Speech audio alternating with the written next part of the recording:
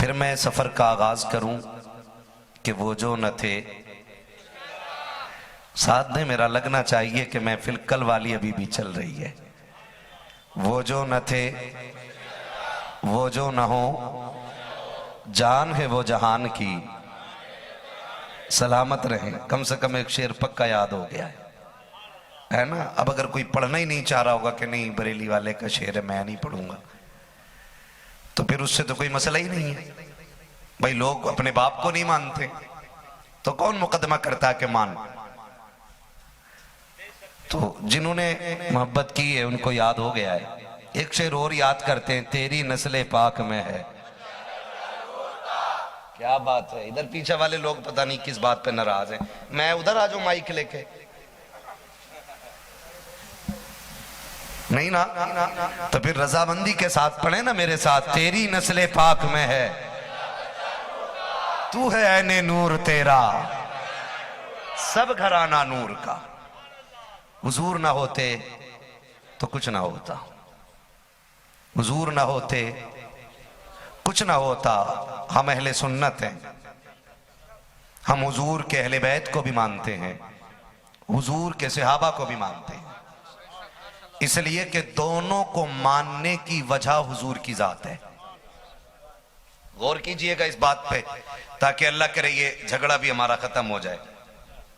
ऊपर कुर्सी डाल दो साहब, कोई हो तो, कुर्सियां तो उधर काफी हैं, ले लीजिए, ऊपर आ जाइए।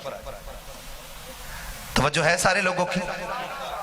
हम सहाबा को भी हुजूर की वजह से मानते हैं और अहले बैत को भी, बोले सारे, हुजूर की वजह से मानते हैं।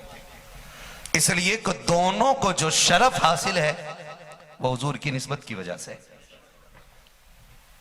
क्योंकि सहाबी कोई शख्स अमल की बुनियाद पे नहीं बन सकता, इबादत की बुनियाद पर। कोई तस्बीह की बुनियाद पे सहाबी नहीं बन सकता है।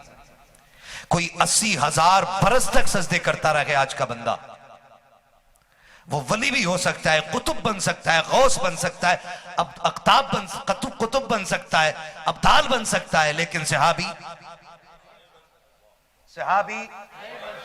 कौन होता? सहाबी वो होता है जिसने हुजूर को ईमान की हालत में देखा है और उसी हालत में दुनिया से गया है, वो हुजूर का सहाबी है। इस शरफ के लिए मुस्तफा को देखना जरूरी है। और इसी तरह सैयद कोई इबादत से नहीं बन सकता है, सैयद कोई रियाजत से नहीं बन सकता है। यह अलग बात है कि 50 साल पहले अब्बा फकीर थे, अब औलाद सैयद लिखने लग गई है।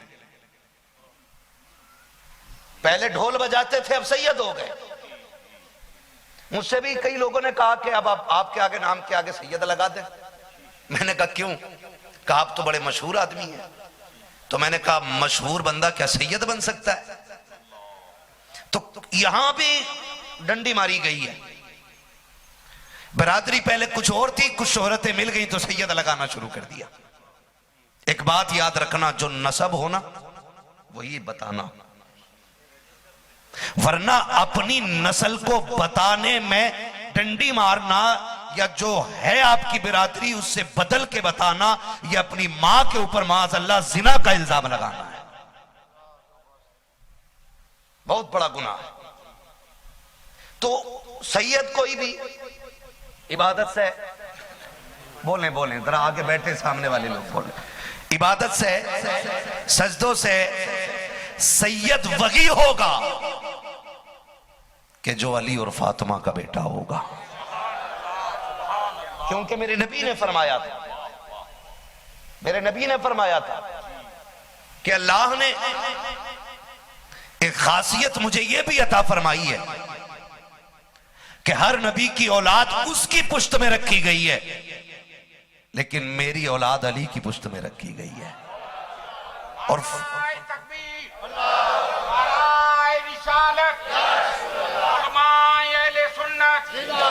बहुत अच्छे साहब, बहुत अच्छे। आका फरमाते कि अब जो फातिमा और अली का बेटा होगा वो मुझ मोहम्मद का बेटा होगा। तो हम सैयदों को भी मुस्तफा की वजह से मानते हैं और हम सहाबा को भी मुस्तफा की वजह से मानते हैं। और जन्नत में जाने के लिए दोनों दामनों का होना जरूरी है। कोई अगर ये कहता है मैं सैयदों को पकड़ के चला जाऊंगा तो सहाबा को छोड़ के जन्नत नहीं मिलनी है। और अगर कोई ये कहता है कि मुझे अहले बैत की जरूरत नहीं तो सिर्फ सहाबा के जरिए जन्नत में नहीं जा सकता है, क्योंकि रब ने ड्यूटी बड़ी लगाई है। ड्यूटी ये लगाई है कि जन्नत का टिकट अली बांटेंगे। बोले सारे सुभान अल्लाह। जन्नत का टिकट अली बांटेंगे। अबू बकर सिद्दीक की मुलाकात हुई, अली मुबारक हो। कहा क्या बात है? कहा हुजूर ने बड़ी खबर सुनाई है। कहा क्या आका ने ये नहीं कहा कि जन्नत का टिकट अली बांटेगा? तो हजरत अली मुस्कुरा के कहते हैं फिर अबू बकर तुम्हें भी तो मुबारक हो। कहा अबू बकर कहते हैं मुझे किस बात की मुबारकबाद? कहा आधी बात न बताओ, पूरी बताओ। जहां आका ने यह कहा है कि जन्नत का टिकट अली बांटेगा, वहां यह भी तो कहा था अली जन्नत का टिकट उसी को देना जिसके सीने में मेरे अबू बकर का प्यार होगा। मेरा इमाम क्या कहता है? मेरे इमाम ने फरमाया अहले सुन्नत का है बेड़ा, पार असहाबे हुजूर नज्म है और नाव है इतरत रसूलुल्लाह। हम सहाबा को भी मानते हैं, हम अहले बैत को भी मानते हैं। माफ कीजिएगा, मैंने पहली बार आपका मौलवी देखा है। मुहर्रम के दिनों में पहली बार मैंने शहर को देखा है। जगह जगह पे आज सबील के अड्डे लगे हुए। मुझे सबील से एतराज नहीं, लेकिन मेरा सवाल सिर्फ इतना है, सबील बांटने वालों, ये सबील वो है जिसे हुसैन ने नजर भी नहीं की थी। ये पानी वो है जिसकी तरफ करबला में हुसैन ने नजर भी नहीं की थी। और नमाज वो है जो तलवार के साए में भी कज़ा नहीं की थी। मैं तबर्रुक का मुखालिफ नहीं। हर वो चीज जो मेरे आका के कदमों से मंसूब हो जाए वो चीज इज्जत वाली हो जाया करती है। अगर ये निस्बत उनकी है तो फिर शरफ वाला है आपका ये जूस भी और आपका ये सबील भी। लेकिन बता नमाजें कितनी पड़ी हैं 10 दिन में? हाथों में बड़े बड़े कड़े डाले बैठे, सजावटें लगा के रखी हैं। क्यों? हुसैन का सबील है तो नमाज हुसैन की नहीं थी, कुरान हुसैन का नहीं था। कम से कम 5 वक्त नमाज पढ़ते तो ये कुत्तों जैसी शक्लें नहीं होती, ये वुजू से धुलती और खुदा की कसम तेरी शक्ल के ऊपर हुसैन के जलवे नजर आने लग जाते। और हमने सारी हुसैनियत हमने रख ली है। एक बड़ा सा साउंड रख दिया, कव्वाली चल रही है और ना नमाज का पता ना रोजे का पता। क्या इसी का नाम हुसैनियत है? 1400 साल हो गए, हुसैन आज भी सजदे में है और कयामत तक मेरा हुसैन सजदे में रहेगा। तब हुसैनियत की पहचान यह है कि सिर्फ सबील के पास न खड़ा हो, अजान हो तो मस्जिदें आबाद भी करता हो, फजर के बाद कुरान भी पढ़ता हो, फुर्सत मिले तो मदीने वाले पे दुरूद भी पढ़ता हो। माफ कीजिएगा, हमने किस दीन को अपना लिया है? मुझे तो दुख हो रहा है देख देख कर भी। और मैं मुबारकबाद पेश करता हूं ये जितने लाल बैठे हैं, जाओ तुम्हें करबला वाले ताजदार के दर की खैरात मुबारक हो। तुमने बता दिया है हम सीना पीटने वाले हुसैनी नहीं, हम हुसैन के नाम का नारा लगाने वाले हुसैनी बैठे हुए।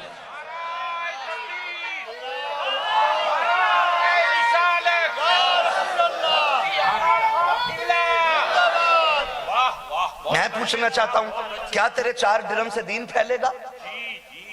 तूने 4 टंकी पानी की भर के रख ली, उससे दीन फैलेगा? 4 बंदों को तूने पानी पिला दिया तो दीन फैलेगा?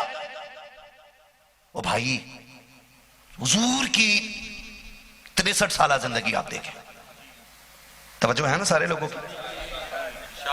40 साल के बाद मेरे नबी ने ऐलान नबुव्वत फरमाया था। कितने साल के बाद? ये मसला मैं पहले बता चुका हूं कि जो लोग ये कहते हैं 40 साल के बाद नबुव्वत मिली, वो झूठ बोलते हैं। क्योंकि मेरे नबी ने कहा था कुन्तु नबिय्यन व आदम बैनल माई वत्तीन, और मैं तो तब भी नबी था जब आदम को बनाया जा रहा था। मैंने पहले ही पूछा था मुल्ला को मानोगे कि रसूलुल्लाह को मानोगे? मेरे हुसैनी भाइयों ने कहा था हम रसूलुल्लाह को मानते हैं। है कि नहीं बात? 40 साल की उम्र में हुक्म होता महबूब ऐलान नबुव्वत करो। मैं एक बात पूछना चाहता हूं, ऐलान नबुव्वत ही तो था, ये तो 20 साल की उम्र में भी हो सकता था, 10 में भी हो सकता था, ठीक है ना? नबी हर वक्त होशमंद होता है, नबी का कोई दौर ऐसा नहीं आता जिसमें उसे होश ना हो, है ना? नबी हर दौर में होश वाला होता है। और फिर मेरा नबी जो सारे नबियों का इमाम बन के आया है, जिसकी अपनी शान यह है कि जितने कमाल सारे नबियों को अता किए गए वो तन्हा मेरी मोहम्मद की झोली में डाले गए, तो वो कितने शऊर का मालिक होगा, कितने होश का मालिक होगा।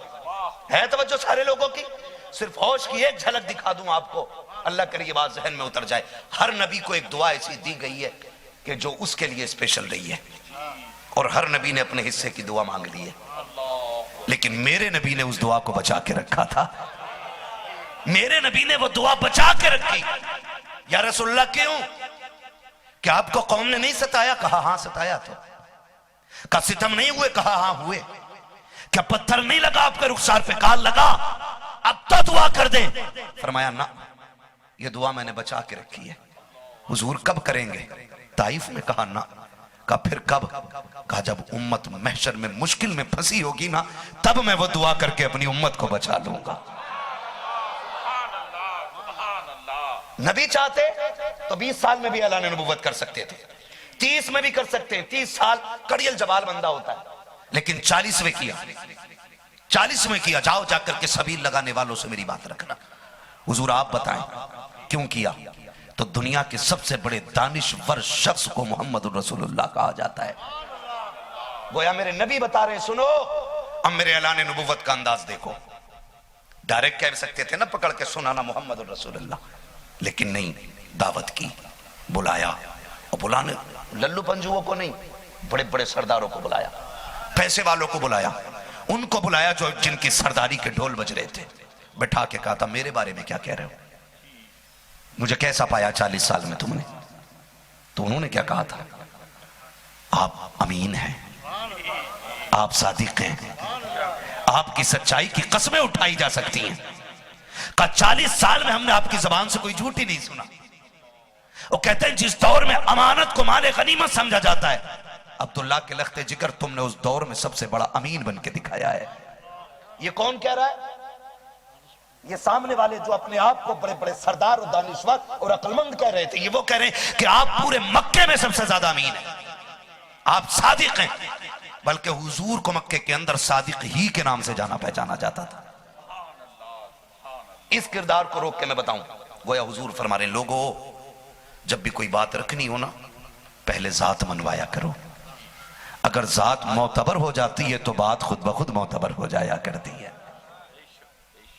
आज हमारी जात का आलम यह है, कड़े हमारे हाथ में, कानों के अंदर हमारे कुंडल पड़े हैं, हमारा ड्रेस, हमारा कपड़ा, हमारा लिबास इस्लामी नहीं, हमारे सर पे टोपी नहीं, हम वज़ाक़ता से मुसलमान लग भी नहीं रहे हैं, और मुसलमान हुसैनी होने का दावा कर रहे हैं। किस मुंह से कहते हैं हम हुसैनी? बहुत अच्छे साहब। किस मुंह से कहते? मुझे याद आता है सरकार मुफ्ती आज़म आलम इस्लाम से किसी ने कहा था, हुजूर आप आला हजरत के बेटे? तो रोने लग गए थे, रोने लग गए। कहा क्यों रोए? मैंने कोई दुख तो नहीं दिया। कहा रोने की बात यह है कि जब लोग मुझे आला हजरत का बेटा कहते हैं तो गैरत के मारे पानी पानी हो जाता हूं। आज अगर जरा से हाफिज जी बाप हो जाए तो खानदान को बताता फिरता मैं हाफिज जी का बेटा हूं, खुद शराबी है, खुद जुआरी है, वो कह रहा मैं मौलाना का बेटा हूं। और वो मुफ्ती आजम सरकार कह रहे हैं जब कोई आला हजरत का बेटा कहता है गैरत से पानी पानी हो जाता हूं। क्यों? कहते हैं जैसा उनके बेटे को होना चाहिए था मैं वैसा ना बन सका। आप अंदाजा लगाइए। और कम से कम वो अपनी गैरत नहीं करता, उनकी तो कर। एक रिवायत मैंने पढ़ी, रोना आ गया। कयामत में गुनाहगार को फरिश्ते जहन्नम में लेके जा रहे होंगे, दूसरे फरिश्ते देख के उसे रोएंगे। वो कहेगा यार तू क्यों रो रहा, जहन्नम में मैं जा रहा हूं। फरिश्ते कहेंगे बात यह है कि हमें तुझसे कोई हमदर्दी नहीं है और तेरा मेरा कोई रिश्ता भी नहीं। कहा रोया क्यों? कहा तुझे देख के नहीं, मैं मदीने वाले को देख के रो रहा हूं, उन्हें देख के रो रहा हूं। क्यों? क्यों? कहा उनकी उम्मत में होके भी जन्नती ना हो सका, जिनकी उम्मत में जन्नत फ्री बांटी जा रही थी। आला हज़रत क्या कहते हैं? लो वो आए मुस्कुराते हम असीरों की तरफ, खिरमने इस्याब पे अब बिजली गिराते जाएंगे। वो सतह दी है खुदा ने दामने महबूब को, जुर्म खुलते जाएंगे आका छुपाते जाएंगे। और आला हज़रत इन आंसुओं को देख के कहते आह कलैश तो किए हमने।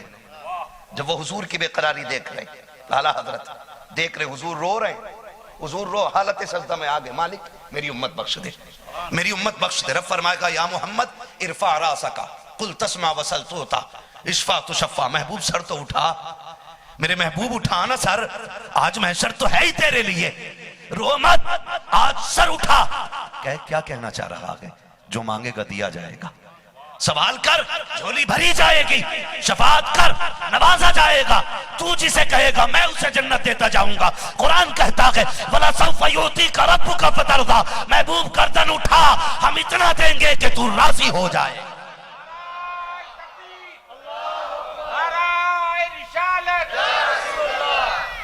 है तवज्जो, है तवज्जो सारे लोगों की। ये आंसू देख के मेरे आला हजरत ने, अल्लामा हसन रजा ने क्या कहा था, अजीज बच्चे को मां जिस तरह तलाश करे, किसी का लाडला बच्चा गुम जाए और मिल ना रहा हो, फिर मां की क्या हालत होती है दुनिया जानती है। मां को कपड़ों का होश नहीं रहता, पकड़ पकड़ के पूछती है मेरा लाल देखा हो तो बताओ, मेरा लाडला देखा हो तो बताओ। अल्लामा हसन रजा कहते हैं मां का क्या प्यार है, कहते हैं अजीज बच्चे को मां जिस तरह तलाश करे, खुदा गवाह के वही हाल आपका होगा।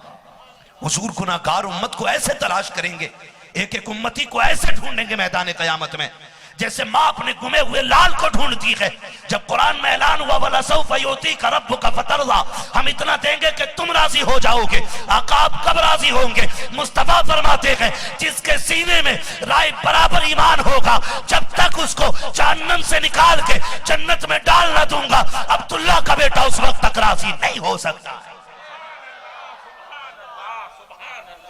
ओ भाई कलैश तो किए हमने, आज वो बेकरार फिरते हैं। हमारे सुखों की कीमत मुस्तफा अपने आंसुओं से अदा कर रहे हैं, हमारे गुनाहों की कीमत आका दे रहे हैं, हमारी बेकरारी का आज सारा दर्द मुस्तफा उठा रहे हैं। और मेरे अजीज सरकार मुफ्ती आजम आलम इस्लाम कहते हैं कि कोई मुझे आला हज़रत का बेटा कहता तो गैरत आती है। कैसे थे मुफ्ती आजम, जानते हो कैसे थे? अब अंदाजा लगा लेना इसी से आला हज़रत का। मैं नहीं जानता, चाहने और मानने वाले के लिए एक छोटी दलील काफी होती है, और ना मानने वाले के लिए कुरान भी काफी नहीं होता है। इनकार करने वाले कुरान का भी इनकार करके, इनकार करने वाले रब के हकाम का भी इनकार कर बैठे। मुझे इससे कोई मतलब नहीं कौन तस्लीम करेगा कौन नहीं, लेकिन ये बात बताऊंगा कैसे थे मुफ्ती आजम। सफर कर रहे हैं, राजस्थान की जमीन है, राजस्थान की जमीन है, अम्बेस्टर गाड़ी थी, अम्बेस्टर गाड़ी होती आगे पीछे को निकली हुई, उस दौर में वो चलती थी। हाजी साहब जो मुर्दराज लोग हैं उन्होंने देखी होगी, और आज भी कलकत्ता के अंदर उसमें की गाड़ियां मौजूद हैं। उससे जा रहे हैं, आप एक मुरीद के यहाँ जाना था, उतरे आप गाड़ी से, तो आपके जो खादिम थे मौलाना साहब, उन्होंने यूं खिड़की में हाथ रखा हुआ था। मुफ्ती आजम सरकार उतर के गाड़ी से, और जैसे ही वो पीछे हाफिज साहब थे ना, खिड़की से उतरे, अभी खिड़की अभी गाड़ी पे हाथ था, किसी ने खिड़की लगा दी, उनकी उंगली दब गई, और ऐसी दबी कि पूरी फट गई उंगली, आने में देर हो गई। मुफ्ती आजम सरकार फरमाते हैं हाफिज साहब किधर हैं? कहा हुजूर उनकी उंगली में चोट लग गई है। कहा हुआ क्या है? कहा गाड़ी की खिड़की में आके दब गई है। आज की गाड़ियों में रबड़े हैं, वो गाड़ी बड़ी मजबूत गाड़ी थी, लोहे की विंडो, और उसमें कोई रबड़ का एहतमाम न था। जब मुफ्ती आजम सरकार ने देखा खून बह रहा है और पूरी उंगली जो है एकदम पिस गई है, आपने 3 उंगलियों के बीच में हाफिज साहब की उंगली को यूं पकड़ा और दम किया, हाथ जैसे छोड़ा अल्लाह ने मुकम्मल शिफा अता फरमा दी। तुम्हारे मुंह से जो निकली वो बात हो के रही। ओ भाई ये मुफ्ती आजम कह रहे हैं आला हज़रत के बेटे को जैसा होना चाहिए था मैं वैसा ना हो सका। निस्बतों का इतना लिहाज किया जाता है, तुम शराबे पी पी के हुसैनी होने का दावा करते हो, तुम ब्याज का पैसा खा करके हुसैनी होने का दावा करते हो। मैं शराब पीऊं और हुसैनी कहूं तो मुझसे बड़ा मक्कार कौन है? उनका नाम वही ले जिसकी जबान भी पाक हो, जिसका लहू भी पाक हो, जिसका किरदार भी पाक हो, जिसकी नस्ल भी पाक हो, नसब भी पाक। किसी नापाक को उनका नाम लेने की इजाजत इश्क नहीं देता, फिर कौन ले? मैं कहता हूं उनकी शान इतनी बड़ी है, 1000 बार बशो यम दहन से मुझको गुलाब हुनूज नामे तू गुफ्तन कमाले बेअदबी। क्या यही है दीन? क्या दीन सिर्फ मुहर्रम की 10 तारीख के लिए? एक एक जबान से कहना चाहूंगा खुदारा रवैये बदल दो अपने। बदल दो, किरदार में भी हुसैनी हो जाओ और गुफ्तार में भी हुसैनी हो जाओ, हर एहतियात से, हर हैसियत से हुसैनी हो जाओ। दीन इतना सस्ता नहीं है जितना समझ रखा है। कोई भी लल्लू पंजू कहीं भी दुकान लगा करके हुसैनी होने का दावा करने लगता है। खुदा की कसम खा के कहता हूं, हाफिज हजमान शाह हमेशा होते रहेंगे, कारी हमेशा होते रहेंगे, शहीद भी होते रहेंगे, लेकिन शहीद करबला कोई कयामत तक नहीं हो सकता है, नहीं हो सकता है। इसलिए कि शहीद करबला होने के लिए मां का फातिमा होना जरूरी है, बाप का अली होना जरूरी है। जब तक ऐसे माँ बाप नहीं होंगे कोई बेटा नेज़े पे कुरान नहीं सुना सकता है। फिर तेरी मेरी औकात क्या है? हम होते कौन है? हम खड़े होकर के कहीं भी किसी हाल में हाथों में कड़े पहन के, कंगन पहन के, ब्रेसलेट पहन करके, गले में भैंस वाली जंजीर डाल के हुसैनी होने का दावा करते। गैरत क्यों नहीं आती है? दीन इतना सस्ता है। सुने, नबुव्वत का दरवाजा मेरे नबी की जात पे मुकम्मल हो गया, खत्म। अब हुजूर के बाद कोई कयामत तक नबी बोले, जिसका अकीदा वही बोले, हुजूर के बाद अब कोई नबी। सहाबा कहते हैं आका नबी क्यों आए? कहा जब जब जरूरत पड़ी है दीन को, रब की मशीयत ने जब ये चाहा है कि हमारी वहदानियत का परचम बुलंद हो, तो रब ने अंबिया पैदा किए। जब गुमराही बढ़ी, जुल्म बढ़ा, तो नबी आए, तब नबी आए। आका अब जरूरत नहीं पड़ेगी, पड़ेगी ना। अब गुमराही नहीं आएगी, आएगी। का मालिक आका बताएं ना, फिर नबी तो नहीं आएगा, दीन कैसे बचेगा? तब मेरे नबी ने कहा था, अब तक जो काम अंबिया करते रहे हैं, अब वो काम मेरी उम्मत के उलमा करते रहेंगे। जिस जमात को दीन की जिम्मेदारी सौंपी गई, आज उसी जमात का मुआशरे में वकार नहीं। मैं आपसे पूछना चाहता हूं, जो कौमें अपने रहनुमाओं का एहतराम नहीं करती, वो कौमें पैरों तले कुचल दी जाती है। और जिस कौम को अपने रहनुमा की कदर नहीं होती है, वो कौमें तारीख के सफ़े हस्ती से मिटा दी जाती है। दीन फैला है और कयामत तक फैलता रहेगा। दुनिया जितनी चाहे दुश्मन हो जाए, लेकिन खुदा के दीन के आगे कोई लोहे वाली दीवार नहीं आ सकती है। मुझे बात याद आ रही है, बता दूं जरा, थकिएगा नहीं इंशाअल्लाह। मेरी कोशिश ये रहेगी कि 10 तारीख तक इंशाअल्लाह बात करबला तक जाएगी और करबला से फिर मदीने तक भी आनी है। मैं इंशाअल्लाह अपना इरादा पूरा करके माइक छोड़ूंगा आखिरी दिन। बहुत अच्छे साहब। मैं इस चीज का आदी नहीं हूं कि मैं आपका वक्त जाया करूं, थोड़ी सी आज सुना दी, थोड़ी सी कल सुना दी। अल्लाह करे ये दीन जहनों में उतर जाए। इसी दीन के लिए हुसैन करबला में आए थे, इसी दीन के लिए हुसैन करबला में आए थे। दीन फैला है। और जो हिकारत से देखते इल्म वालों को सुने, तारीख में बहुत बड़ा नाम है जुनैद बगदादी। जो बंदा नहीं बोला मैं नहीं जानता हूं वो क्यों आया है, वो खुद सोचे कि इतना बड़ा नाम लिया गया मेरे मुंह से, सुभान अल्लाह नहीं निकला। हजरत जुनैद बगदादी, जुनैद बगदादी का दौर है, ईरान का बादशाह है, ईसाई। एक दिन उसकी बेटी सो रही महल के अंदर, तवज्जो कीजिए, सोते सोते ना उसने हुजूर का कलमा पढ़ना शुरू कर दिया। जब उसने हुजूर का कलमा पढ़ा ना, तो बादशाह ने उसको उठाया, क्या बोल रही है? उसने फिर हुजूर का कलमा पढ़ा। उसने कहा जाग रही है फिर भी उन मेरे दुश्मन का नाम ले रही। उसने कहा दुश्मन तेरा होगा, मेरा तो महबूब लगता है। दुश्मन था, उसने कसर नहीं रखी, उसने बाल पकड़ा, मारा, जितना पीटा गया बेटी को पीटा। उसने कहा तू जो चाहे कर ले, अब इस दिल से उनका नाम नहीं निकल सकता है। उसने कहा लगता है पागल हो गई है। तबीब बुलाए गए, सबने इलाज किया, लेकिन जानते हो इश्क वो होता है जो सर चढ़ के बोला करता है। ये भी कोई इश्क 4 बूंदे गिरी घर भाग गए कि कल सुन लेंगे, कल सुन लेंगे। किसी ने हजरत बिलाल से कहा था, बिलाल इतनी मारे खाता है फिर भी जोर से कलमा पढ़ता है। तो कहते हैं कलमा पढ़ने में मजा ही तब आता है जब जालिम जुल्म करता हुआ नजर आए। और ये बात मेरी लिख लेना, एसी के अंदर नमाज पढ़ने में वो मजा नहीं आता जो चटियल मैदानों में नमाज पढ़ने में मजा आता है। लिख लेना इस बात को, ये लज्जत है अल्लाह के जिक्र की। और इश्क जो है अपने तकाजे करता है, इश्क के अपने तकाजे होते हैं, अपने मामलात इश्क के होते हैं। किसी ने कहा था बिलाल चुपके चुपके कलमा पढ़ लिया कर। कहा नहीं। कहा जोर से क्यों पढ़ता है? कहा दुश्मन की आंखों में आंखें डाल के जो कलमा पढ़ने का मजा है ना, वो दिल के अंदर कलमा पढ़ने में मजा नहीं आया था। वो पावर होते हुए भी कुछ नहीं बिगाड़ पा रहा, मैं उसके मुंह पे कलमा पढ़ रहा हूं। उमैया ने क्या किया था? उमैया ने कहा बिलाल खाल खींच लेंगे। आपने कहा था बोटियां काट, हड्डियों के टुकड़े कर, मेरी रग रग काट दे, लहू का एक एक कतरा ले ले। ये तू सब ले सकता है क्योंकि तू इसका मालिक है, लेकिन दिल नहीं ले सकता है क्योंकि दिल पे कब्जा मेरे यार का हो गया है। दिल पे कब्जा मेरे यार का हो गया। तो इश्क का अपना में यार होता है। उसने माँ बाप ने मारा, डॉक्टर आए, दवाइयां दी, ठीक नहीं हुई। ये वो नशा नहीं जिसे तुरशी उतार दे। फिर उतरता कैसे? वो इश्क का नशा था। उसने कहा इसे बांध दो जंजीरों से। बच्ची को जंजीरों से बांध दिया गया। उधर जुनैद बगदादी हज के लिए निकल रहे हैं। बगदाद से जुनैद बगदादी कहां के लिए निकले? हज के लिए निकले। जहाज नहीं था, ट्रेन नहीं थी, बुलेट नहीं थी, बाइक नहीं थी, बस नहीं थी, सवारी थी घोड़ा या ऊंट। सवारी पे बैठे, खादिम रस्सी लेके चला। जब एक राह वो आई जो एक मदीने को जाती थी, दूसरी ईरान को जाती थी,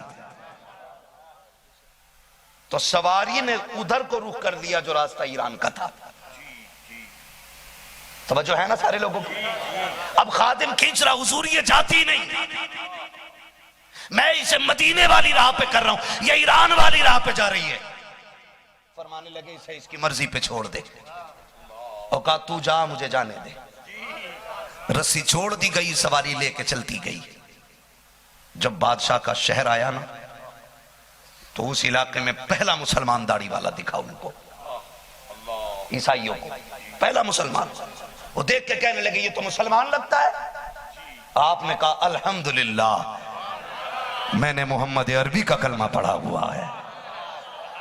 कहने लगे बड़ी जुर्रत है हमारे मुल्क, हमारे इलाके में आके, और ये जुर्रत।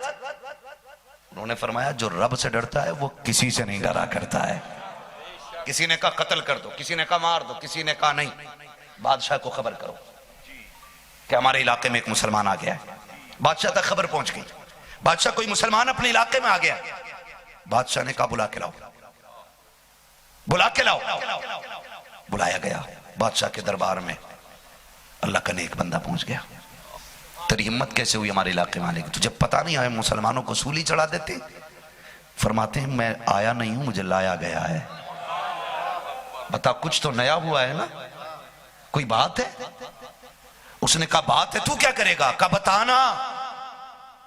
उसने कहा सुन, मैं किसी मुसलमान को जिंदा नहीं रखता हूं, अगले मिनट में सर काट देता हूं, लेकिन अगर तुझे जिंदा रहना है ना तो मेरा एक काम करना पड़ेगा। कहा क्या? कहा मेरी बेटी पागल हो गई है, उस पे सहर है या वो पागल है, उसे ठीक कर दे, ठीक कर दे, मैं तुझे छोड़ दूंगा। फरमाने लगे बेटी किधर है? कहा कमरे में। कहा तेरे और मेरे अलावा कोई अंदर ना आए। जैसे ही कमरा खुला है ना, बच्ची की निगाह जुनैद बगदादी पे पड़ी है। देखकर जुनैद बगदादी को एक झटका दिया, सारी जंजीरें टूट गई और कहती है अस्सलामु अलैका या जुनैद। हजरत जुनैद बगदादी कहते मेरे पैर के नीचे की जमीन निकल गई। कहा मैं बगदाद का, कहा ईरान के बादशाह की बेटी। मैं तो हैरत में था कि ये हो क्या रहा है। मैं पीछे हटा कि लोग तुझे पागल कह रहे हैं, दीवाना कह रहे हैं। उसने कहा जुनैद ये पागल है, मगर तूने तो मदीने वाले का कलमा पढ़ा है ना, कम से कम तू तो मुझे पहचान ले। मैं हुजूर का कलमा पढ़ चुकी हूं, मैंने मदीने वाले का कलमा पढ़ा, ये मुझे पागल कह रहे हैं। जुनैद बगदादी ने इतना सुना, फरमाने लगे ये बीमारी जो बता रहे हैं, कहा ये गलत है, तू फैसला कर मैं बीमार हूं कि ठीक हूं। तो आपने फरमाया तूने कलमा क्यों पढ़ा? उसने कहा पहले मेरी शिकायत सुन, इससे पूछ मेरे बाप से ये मुझे क्यों मार रहा है, ये मुझे क्यों मार रहा है। उसने कहा भाई तुमने बेटी को क्यों मारा? कहा मैंने बेटी को इसलिए मारा कि ये मेरे दुश्मन का कलमा पढ़ती है। तो बच्ची कहती है इससे कह कि ये लड़ाई अपने नबी से करे, ये मुझसे क्यों लड़ रहा है, वो हजरत ईसा का मानने वाला है। कहा कि इससे कहे कि अपने नबी से झगड़ा करे। उसने कहा मैं अपने नबी से झगड़ा क्यों कहूं? कहा इसमें मेरा कोई कसूर नहीं है। रात सोई तो ख्वाब में हजरत ईसा आए थे और मुझे मदीने वाले का कलमा पढ़ा के चले गए।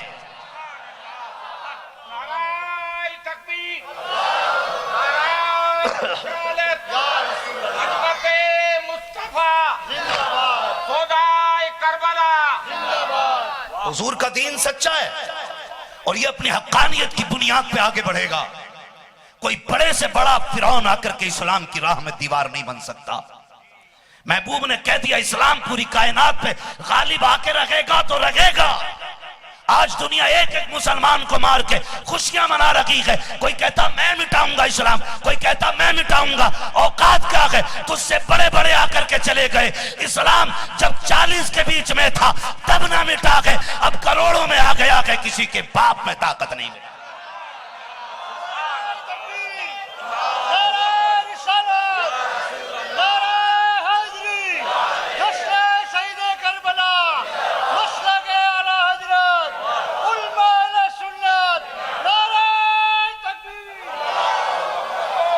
इस्लाम अपनी हक्कानियत की बुनियाद पे बढ़ा है और बढ़ता रहेगा। क्या क्या क्या क्या ये दीन बढ़ाएंगे जो हाथों में कड़े और कंगन पहन करके 10 दिन के लिए हुसैनी होने का दावा करते हैं, बाकी के दिनों में सट्टे और जुए में डूब जाते हैं? बहुत अच्छे साहब, नहीं, मैंने पहले ही कहा था लुक़्मे हलाल कर लो, वरना अगर हराम खाओगे तो जहन्नम का ईंधन बनोगे। और याद रखिएगा, मैंने एक बात और कही थी और ये बात जाकर के बहन बेटी भाई सबको बता देना और खुद भी याद रखना। मैं आज आपके सामने कह रहा हूं, अगर गलत दवाई खेत में पड़ जाती है तो फसल खराब हो जाती है, और गलत लुक़्मे अगर पेट में पड़ जाते हैं तो नस्ल खराब हो जाया करती है। फिर कोई जिम्मेदार आपकी बर्बादी का नहीं होगा। डॉक्टर इकबाल ने पहले ही कह दिया था, यूं तो सैयद भी हो, मिर्जा भी हो, अफगान भी हो, तुम सभी कुछ हो, बताओ कि मुसलमान भी हो, बताओ कि मुसलमान भी हो। ओ भाई खुदारा निकले इन तमाशों से। दीन ऐसे नहीं फैला है। दीन की तारीख उठा के देखें, मेरा नबी है, हज़रत खदीजतुल कुबरा का साथ है। आका करीम एक दिन हज़रत खदीजा के घर तशरीफ लाए। खदीजा वो है जो मलका अरब है, मैंने कल बताया था। हज़रत खदीजा हुजूर के निकाह से पहले जो कपड़े पहनती ना, उसमें जो तार होते थे वो सोने के पड़े होते थे। आज पैसे कागज के हैं, तब पैसे सोने के थे। कपड़े की क्वालिटी आज आप देखें, आज साहब बड़ा बड़ा महंगा कपड़ा आज मार्केट में हम देखते हैं, लेने चले जाओ तो नाम भी नहीं जानते हम। एक कपड़े को जानते हैं लीलन, मशहूर कपड़ा है, तो लीलन पहनने वाला ना यूं चलता है कि मैंने 3000 रुपए मीटर का पहन रखा है।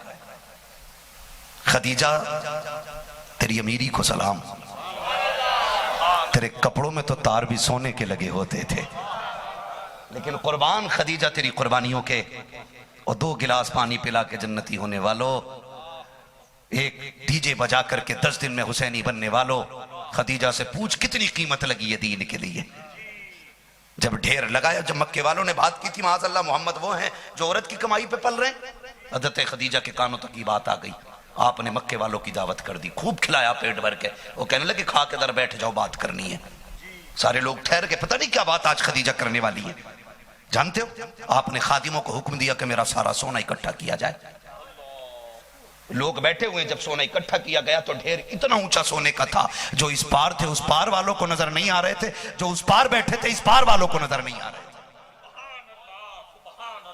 थे। इतने सोने की मालिक है खदीजा। और कहा लोगों गलत बकवास करते हो ये कि मेरा शोहर मेरी कमाई पे पलता है, लो गवाह हो जाओ, मैं ये सारी दौलत मोहम्मद की जूतियों पे डाल रही हूं। ये सखावत तो थी जो खदीजा ने हुजूर को दी, और नबी ने कमाल ही कर दिया। जितना खदीजा ने सुबह में दिया था, शाम तक मोहम्मद ने सारा गरीबों में बांट दिया। इसे सखावत कहते। सारा कुछ लुटा दिया, सारा कुछ लुटा दिया। लगो यार कभी दीन पे। कहते मौलवी कोई दुआ बता दे हुजूर को देख लूं। मैं कहता हूं जिस दिन गरिबान पकड़ा गया ना उनके लिए, और तू रोएगा तो आंसू पोंछने के लिए हुजूर तशरीफ ले आएंगे। कभी रो के तो देखो उनके लिए। कभी रो के तो देखो। मैं उस मुरादाबाद से ताल्लुक रखता हूं जिस मुरादाबाद को अल्लाह ने अल्लामा काफी जैसा मुजाहिद आजादी अता किया है। सैयद काफी किफायत अली रहमतुल्लाह ताला अलैह। और कभी उनके दुख में चोटें खा के देखो, कभी उनके लिए रो के तो देखो। कहां खोले हैं गेसू यार ने, खुशबू कहां तक है। उनके इश्क में रोने के आदी बनो।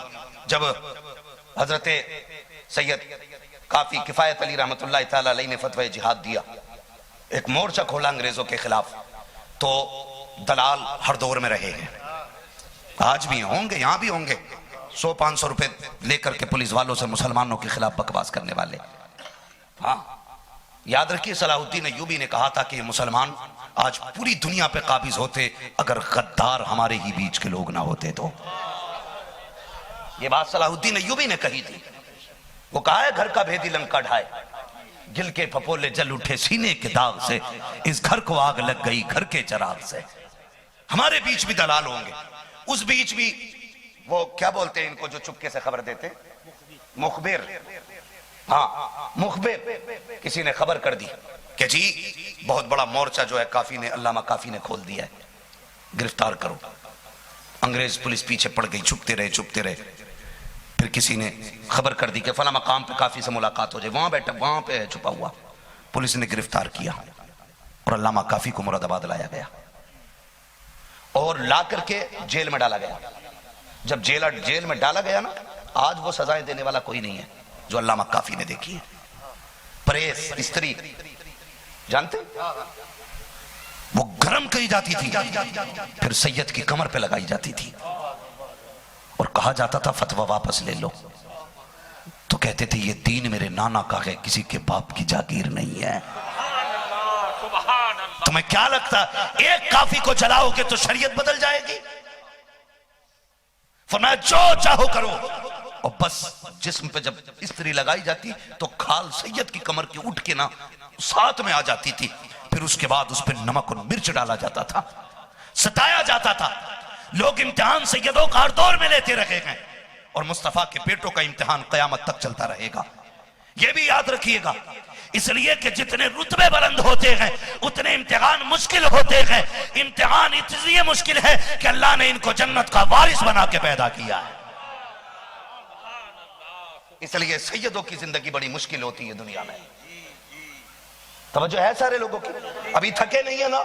अल्लामा काफी के बदन पर प्रेस लगाई जाती, छोटा ली जाती, कहा काफी मान जाओ, वक्त है मान जाओ, इलाज भी करा देंगे और सुनो किसी इलाके की गवर्नरी दे देंगे। कहा करना, कहा फतवा वापस ले लो, कहा हुक्म शरीयत है। अब काफी जान दे देगा लेकिन फतवा वापस नहीं लेगा। कहा ठीक है, फिर मौत के लिए तैयार हो जाओ।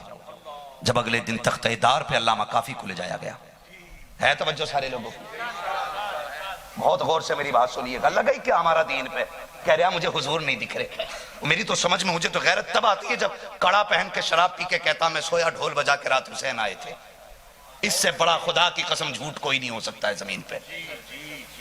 इससे बड़ा झूठ कोई नहीं हो सकता है। मुझे याद है, बता दूं, एक आलिम साहब थे और एक सैयदजादे को पढ़ाया करते थे।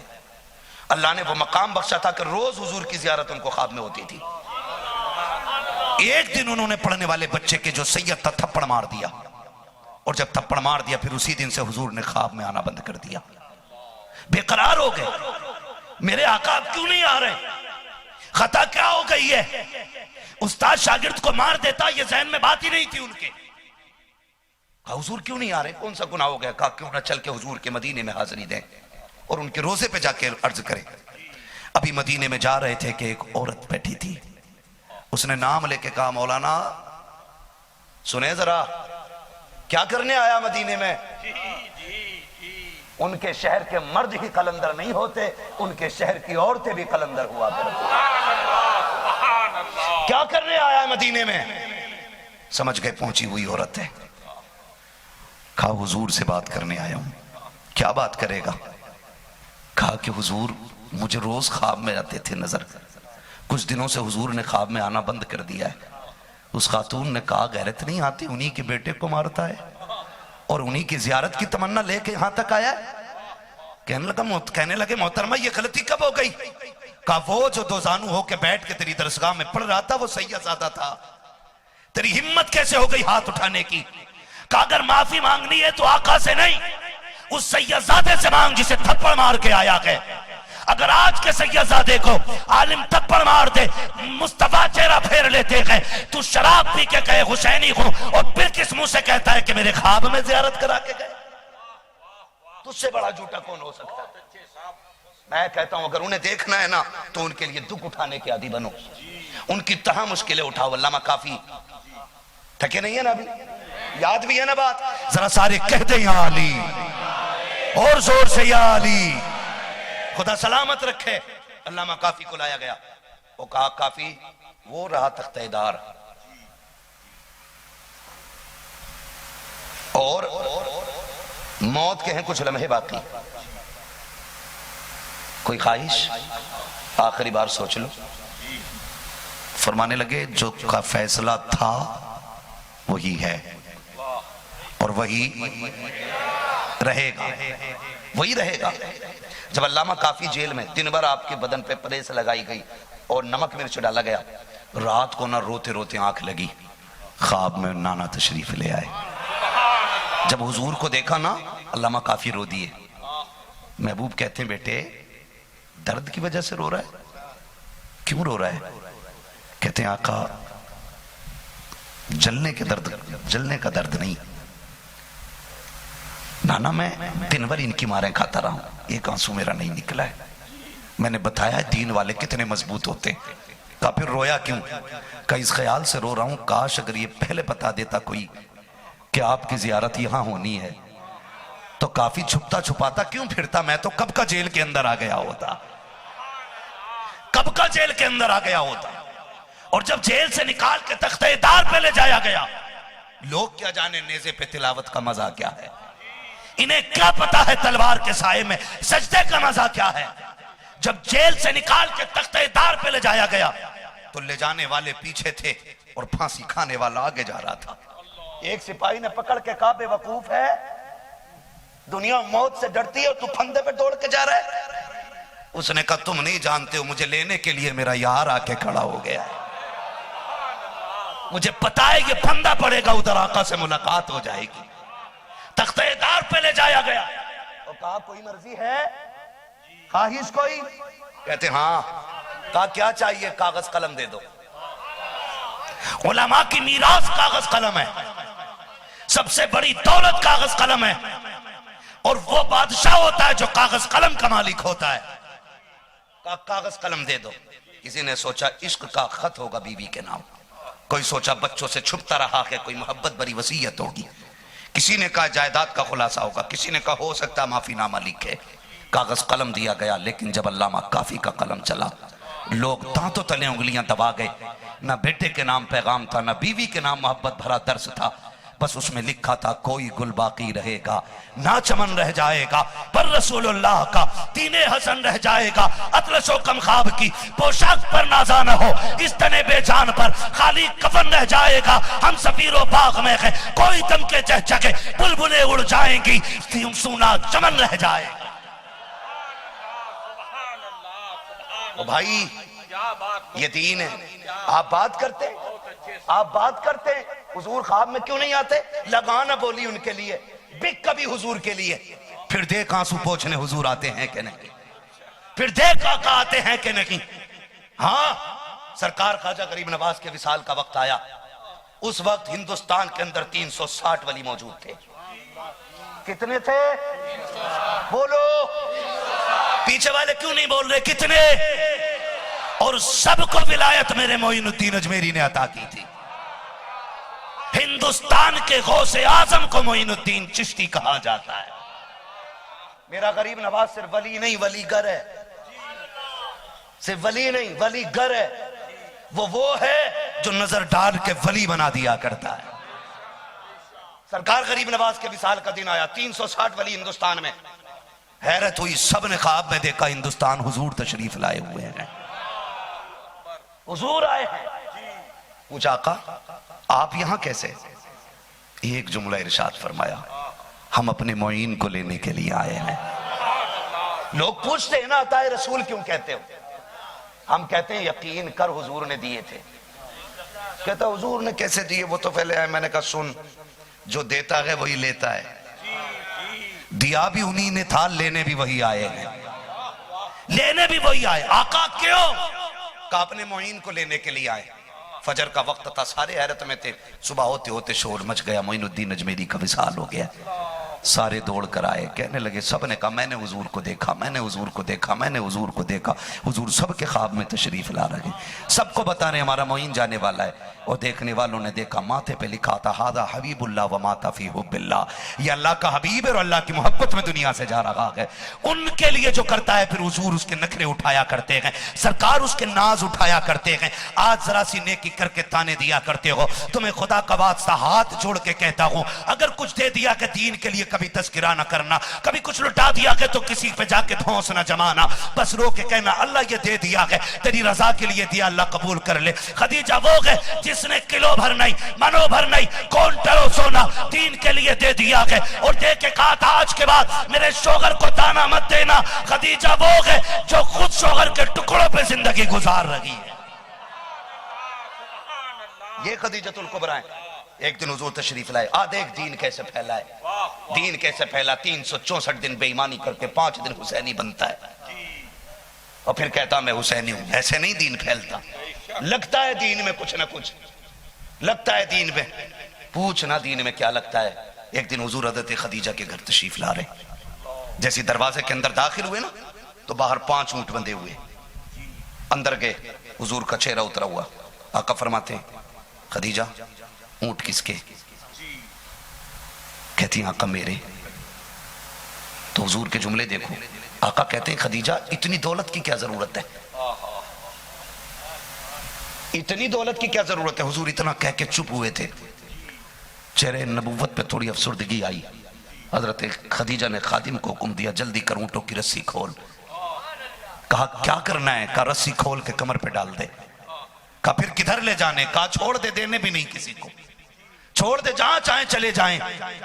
और जब खदीजा के ऊंट खुल गए ना, फिर हजरत खदीजा ने एक हाथ में अगला दामन पकड़ा, एक हाथ में पिछला, और पकड़ के हुजूर के सामने बैठ गई। हुजूर कहते हैं खदीजा ये क्या कर रही हो?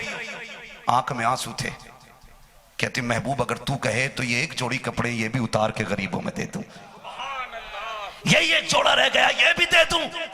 इतना खदीजतुल कुबरा ने रो के कहा। मुस्तफा मुस्कुराने लग गए। हजरत खदीजा ने कहा महबूब क्यों हंस रखे हैं? आका कहते खदीजा मैं तेरी गुर्बत पे नहीं बल्कि जिब्रील की मुस्कुराहट देख के मुस्कुरा रहा हूं। कहा आका क्या कह रखे हैं? कहा जिब्रील ने आके बताया है आका आप जमीन पे मुस्कुरा रखे हो, खुदा अर्शों के ऊपर मुस्कुराहटों की खबरें दे।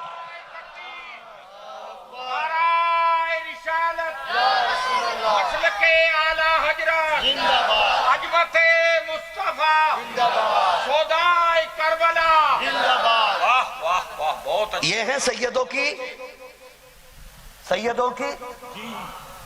नानी, सैयदों की नानी। ये बीज एक दिन में बड़ा दरख्त नहीं बना, सब्र और इज़हार का नस्ल दर नस्ल कुर्बानी चलती चली आ रही है।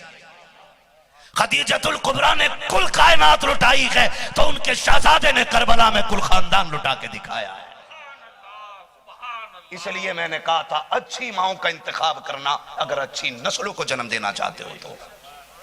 एक एक बात मैं आपको बता के चल रहा हूं, जरूरी नहीं है कि कल मेरी आपसे मुलाकात हो जाए। इस साल आ गया हूं, आइंदा भी आ जाऊं। जरूरी नहीं है मेरी आपकी मुलाकात बार बार हो। इसी मुलाकात को आखिरी समझ के एक बात पे मजबूती से गांठ बांधना। मेरा अल्लाह गवाह है, आज तक मेरे जहन में कभी ये बात नहीं आई कि मेरी तकरीर के झंडे गड़े, कोई मेरे नारे लगाए, कोई मेरे नाम की बात करे। अल्लाह की इज्जत की कसम कभी थक भी जाता हूं ना तो कभी ये नहीं कहता लोगों में थक गया हूं। और कोई मेरी जबान से मेरे 10 साल इस दौरे तकरीर में मैंने 10 साल हो गए तकरीर करते हुए, एक बंदा ये नहीं बता सकता कि मैं नहीं आना चाह रहा था, इनकी मोहब्बतें यहां तक खींच लाई है। मैं कभी तबीयत की बहाने नहीं करता बैठ करके, कभी नहीं कहता तबीयत अलील थी आना पड़ा, नहीं। मेरी तबीयत की औकात क्या है, कसम खा के कहता हूं जो कुर्बानी देनी थी दीन के लिए करबला वाले दे गए। हम तो उनके नाम की रोटियां खा रहे। जो मुश्किलें उठानी थी मेरे नबी ने उठा ली है। हमें कौन सी मुश्किलें उठानी पड़ रही हैं? जरा सोच तो सही। हजरत खदीजतुल कुबरा महबूब कहे तो ये कमीज भी उतार के देखूं। कहा आयशा राजी हो। खदीजा रब इतना राजी हो गया है कि तेरे लिए रब ने सलाम भेज दिया है। यही खदीजतुल कुबरा है। विसाल का वक्त आया ना तो सिर्फ बदन पे एक जोड़ा रह गया। सुनो सैयदों की बुनियाद क्या है, सुनो सैयदों के घर की कहानी, सुनो खातून जन्नत की अम्मी की जिंदगी देखो आप। जब आपके विसाल का वक्त आया, उम्मुल मोमिनीन सैयदा तैयबा ताहिरा आबिदा जाहिदा नकिया तकिया राकिया साजिदा कारिया हाफिजा आलिमा फाजिला मुफ्तिया खातून जन्नत सैयदा कायनात सैयदा फातिमा ज़हरा रज़ी अल्लाह ताला। उम्र शरीफ 6 साल है आपकी। कितनी? हुजूर की कितनी बेटियां हैं कुल? बोले, अभी सारे नहीं बोल रहे हैं। कितनी? 4 बेटियां हैं हुजूर की। ठीक है, क्या क्या नाम है? ऊपर से चलें। हजरत ज़ैनब, उम्मे कुलसूम, रुकैया, सैयदा कायनात फातिमा ज़हरा रज़ी अल्लाह ताला अन्हा। अच्छा, अगर ये जहन में किसी के सवाल आता है कि अगर 4 हैं तो फिर खातून जन्नत का ही जिक्र क्यों? हुजूर की हर बेटी बेमिसाल है और हर बेटी की कुर्बानी बेमिसाल है, लेकिन खातून जन्नत के कसरत जिक्र की वजह यह है कि इन्होंने सबसे ज्यादा हुजूर के साथ वक्त गुजारा है। खातून जन्नत ने सबसे ज्यादा हुजूर के साथ वक्त गुजारा है, सबसे ज्यादा। और मेरे आका फरमाया करते थे, लोगो फातिमा उम्मी बादा उम्मी, मेरी मां के बाद मेरी मां मेरी फातिमा है। कहते हैं जो सुख मैंने अपनी मां के दौर में देखा था वो खुशियां मैंने अपनी फातिमा के दौर में देखी। आम नहीं है फातिमा, बड़ी खास है फातिमा, बड़ी खास है। 6 साल उम्र शरीफ खातून जन्नत की है। वो लोगों, तुमने तो देखा होगा ना, जब माएँ दुनिया से जाती हैं या बाप दुनिया से जाता है तो बेटे तो बहुत होते हैं, बच्चे उनके 8 हैं, 6 हैं, 5 हैं, 10 हैं, लेकिन जानते हो बार बार वो नाम छोटे बच्चे का लेते हैं। बेटा हो ना, बाप दुनिया से जाता है, छोटे बेटे को बुला के सीने से लगाता है, बार बार चूमता है, फिर बड़े बेटे को बुला के कहता है इधर आ, मैं जा रहा हूं, देख मेरा बेटा मेरे दौर में सुख न देख सका, छोटा है, इसे मेरे बाद मेरा प्यार दे देना, इसे दुख न देना। बाप बुला करके बड़े बेटे को छोटे बेटे का हाथ में हाथ रख के देख के कहता है ख्याल रखना, तुम्हें मैंने जवानी तक पाला है, इसके तो बचपन के भी ख्वाब पूरे न कर सका, मेरे बाद इसे यतीम न कर देना, इसे तन्हा न छोड़ देना। ये बाप कहता है। और माओ की कहानी, खुदा की कसम, जब माएँ जाती हैं बच्चों को आवाज देती हैं, तू भी आ, तू भी आ, जो सबसे छोटा होता है उसे बुलाती है, सीने से लगा के लिपट के रोती है, फिर कहती है मैं तुझे बड़ा होते न देख सकी, मैं तुझे खुशियां न दे सकी। ये हर माँ के दर्द की कहानी है। हजरत खदीजतुल कुबरा के विसाल का वक्त आया, आवाज देख के कहती है या फातिमा, या फातिमा, लब्बैक उम्मी। उम्र 6 साल खातून जन्नत की है। दौड़ के आ गई, अम्मी क्या बात है, अम्मी क्या बात है? कहती बेटी आ, जा बाबा को बुला ला, मुझे नहीं लगता मेरे पास वक्त ज्यादा है, ज्यादा वक्त है। गई हुजूर को बुला के लाई, अम्मी बुला रही है, आका करीम आए, खदीजा खैरियत है? हुजूर वक्त कम है, मुझे भी मालूम है आप भी मसरूफ हैं, पता नहीं कब सांसों का बंधन टूट जाए और कब ये सांस हमेशा के लिए बंद हो जाए। हुजूर कुछ मांग लूं? आओ बेटी वालों सुनो जरा लहजे, कुछ मांग लूं? मेरे नबी ने कहा क्या चाहती हो? हजरत खदीजा की झोली फैल गई। कहा महबूब वादा करो दोगे? कहा खदीजा आज तक कुछ नहीं मांगा, 25 साल साथ में, आज कह तो सही। कहती या रसूल अल्लाह, हार है ये मेरा, ये मेरी बेटी ज़ैनब को दे देना। माएँ निशानियां दे जाती हैं औलाद को, निशानियां, आका ये हार है मेरा, ये ज़ैनब को दे देना। हुजूर ये प्याला है, ये मेरी उम्मे कुलसूम को दे देना। और एक ही संदूक है आका, ये रुकैया को दे देना। ये कहते कहते ना रुक गई। आका मुंह देख रहे, कब फातिमा का नाम आएगा, कब फातिमा का नाम आएगा, लेकिन नाम नहीं आया। आका कहते हैं खदीजा याद है कितनी चीजें दी हैं, कितनों को दी हैं? कहा जी हार ज़ैनब को दे दिया है, प्याला रुकैया को उम्मे कुलसूम को दिया है, और ये संदूक जो है ना मैंने ये रुकैया को दिया है। हुजूर ने खातून जन्नत के सर पर हाथ रखा, इस बेटी को कुछ नहीं देना? रो दी। मामा होती है, कहती या रसूल अल्लाह बाकी बेटियां समझदार हो गई हैं, ये बड़ी छोटी बेटी है। महबूब 3 बेटी को मैं दे के जा रही हूं, फातिमा को आप दे देना। खदीजा क्या देना है? कहा महबूब एक मेहरबानी करना, मेरी फातिमा को कभी रोने न देना, ये माँ होती है। हुजूर मेरी फातिमा को कभी रोने न देना, बहुत छोटी है, बहुत कम वक्त मेरे साथ गुजरा है। हुजूर के हाथ में खातून जन्नत का हाथ दे दिया। महबूब मेरी बेटी को कभी रोने न देना। आका करीम ने कहा फातिमा वादा, खदीजा वादा रहा, मैं फातिमा को माँ का प्यार भी दूंगा और बाप का प्यार भी दूंगा। सरकार ने शहजादी को गोद में उठाया। अब हजरत खदीजतुल कुबरा का देखो दीन का दर्द क्या है। कहती महबूब मेरे पास ना बैठे, मेरी फिक्र न करें, बड़ा काम है, आपको तबलीग के लिए जाना चाहिए। अगर मैं जिंदा रही तो मुलाकात हो जाएगी, वरना फिर रब की बारगाह में मुलाकात होनी है। हुजूर जाइए और दीन की तबलीग कीजिए। खातून जन्नत ने हजरत खदीजा ने हजरत पैगंबर इस्लाम को भेज दिया, हुजूर आगे। फिर वो वक्त भी आया कि मौत का वक्त आ गया। जब मौत का वक्त आया ना, खातून जन्नत माँ के पास बैठी है, माँ के पास बैठी है, खिदमत में लगी है खातून जन्नत। बुलाया बेटी सुनो फातिमा कौन है, वो बच्चे कैसे पाले जाते। आज 18 साल की बेटी भाग जाती है तो कहता है ये 4 दिन से गड़बड़ हुआ है। नहीं, ये तभी से गड़बड़ हो गया था जब बच्ची माँ के पेट के अंदर आई थी। आप गलत कह रहे हो, ये 4 दिन का असर है। आप गलत कह रहे हो कि ये 2 महीने की बात है। नहीं, जब तेरी बेटी उसकी माँ के शिकम के अंदर थी, जब वो ड्रामा देख रही थी, बच्ची की परवरिश पे असर तो तभी पड़ गया। ऐसे नहीं पाली जाती बेटियां, बेटियां ऐसे पाली जाती हैं जैसे खदीजा ने फातिमा ज़हरा को पाल के दिखाया है। हाँ, खदीजतुल कुबरा ने सैयदा कायनात को जैसे पाला है, ऐसे बेटियां पाली जाती हैं। अल्लाह अकबर। बैठी है पास में, बेटी जा बाबा से जाके कह इंतकाल हो जाए ना तो मुजम्मिल वाली चादर में कफन दे दें। और सुनो, हम पूरा साल गुनाह करते रहे और चंद दिन के लिए हम हुसैनी हो गए। और भाई कभी मुहासबा करो अपना, कभी उनकी जिंदगी देखो। जाओ नाना से जाके कहना चादर दे दें। खातून जन्नत आई, अब्बा अम्मी ने एक बात कही है। कहा क्या? कहा उन्होंने कहा मेरा इंतकाल हो जाए ना तो मुजम्मिल वाली चादर में कफन दे दे। इतना सुना हुजूर आ गए और आके ना हुजूर के कंधे पे चादर रखी। कायनात की कोई शय मेरे नबी की मिसाल नहीं बन सकती, लेकिन हाथ कभी कभी तकरीब फहम के लिए चल जाते हैं। हुजूर के कंधे पे चादर रखी है और आके कहते हैं खदीजा चादर मांग रही हो, क्या जरूरत पड़ गई, क्या जरूरत पड़ गई? तो खदीजतुल कुबरा कहती महबूब कब्र में जा रही हूं, अगर फरिश्ते पूछेंगे किसकी गुलामी करके आई है तो महबूब मैं क्या सबूत दूंगी, क्या सबूत दूंगी? मैंने दीन के लिए जिंदगी लगा दी, लेकिन जिसके लिए दी है ना वो बड़ा बेनियाज है। वो करोड़ों बरस के सजदे भी मुंह पे मार देता है।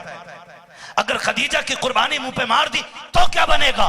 हुजूर चादर दे दें ताकि कब्र में पहुंचूं, फरिश्ते पूछे क्या लाई है, तेरी चादर दिखा के कह दूंगी मदीने वाले की चौकर पे गुलामी करके आई है।